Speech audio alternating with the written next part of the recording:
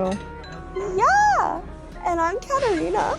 Oh, hello there. I see you've met my lovely girls. I'm Nora. You'll want to know me on the ship more than anyone else, doll. I know the ins and outs of the ship and all the gossip too. My name's Nick. Ugh, I swear, after 10 years of coming on these trips, I still managed to get seasick before we even leave the dock.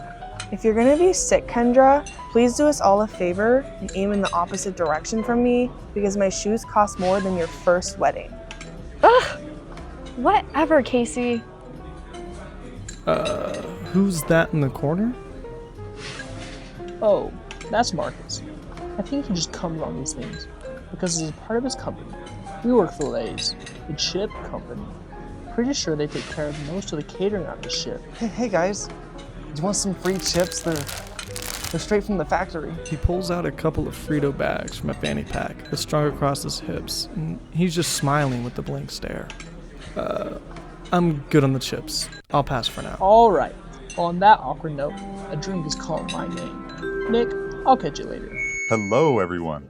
As I mentioned earlier, my name is Julian, and I want to personally welcome all of you aboard the White Star Cruise Line. We are so happy to have you here, and I hope you are all looking forward to your stay. I can't quite explain it, but something about Julian felt off. He seemed far too excited on that stage for what should have been just another routine cruise. You look a little on edge for someone who's supposed to be on vacation. Hey, yeah, sorry about that. I have a lot going on in my head right now. I'm Nick, by the way. I work as a detective, so I'm used to always thinking ahead. That makes sense. My name is Leah. I'm an intelligence analyst for the Marine Corps, so I completely understand what that feels like.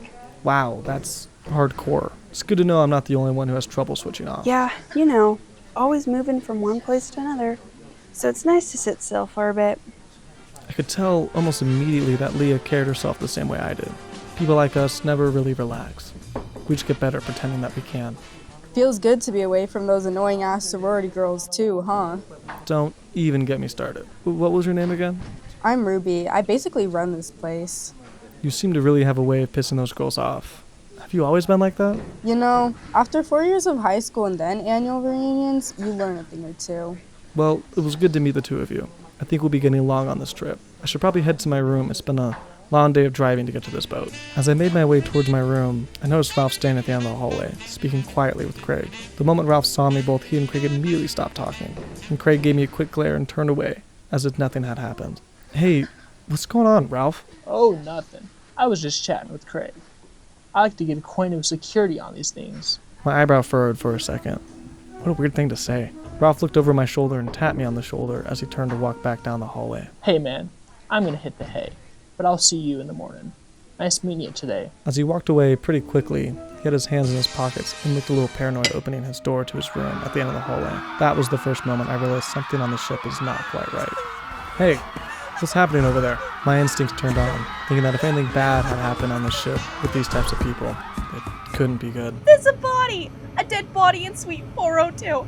What are we supposed to do? Nick, you need to see this. She hung herself, Nick. She used her own scarf. Well, she looked familiar. I met her earlier today, but I just can't remember her name. Oh my gosh, it was Savannah. She came with her husband Tim and that weird Ben guy. I don't know, they have separate rooms. I'm not sure why. I haven't seen them together the whole cruise. Oh jeez, I should probably go tell Tim that his wife is dead. I bet he has no idea, that poor thing. I think I saw him outside on the deck with his friend Ben. The room smelled like cheap gin, the kind that burns going down and lingers in the air. The woman's body hung from the ceiling fan, suspended by an elegant silk scarf that looked completely out of place in a scene like this. Her clothes were scattered everywhere, like someone had gone through her belongings in a hurry, searching for something. And then I saw it. A small plastic bag with traces of white powder still inside. Hey, someone go get security. We have to block this thing off now. This is officially a crime scene. A million things are going on in my head. Why would she do this? And why here? Why now? I shake off the conspiracies for now as Craig enters the room. Hey, Craig, you need to take a look at this. What am I looking at, Nick? Craig, that looks like cocaine. Cocaine? On my cruise ship? I've never even seen cocaine before. Well, now you have. Get rid of that. Will do, sir.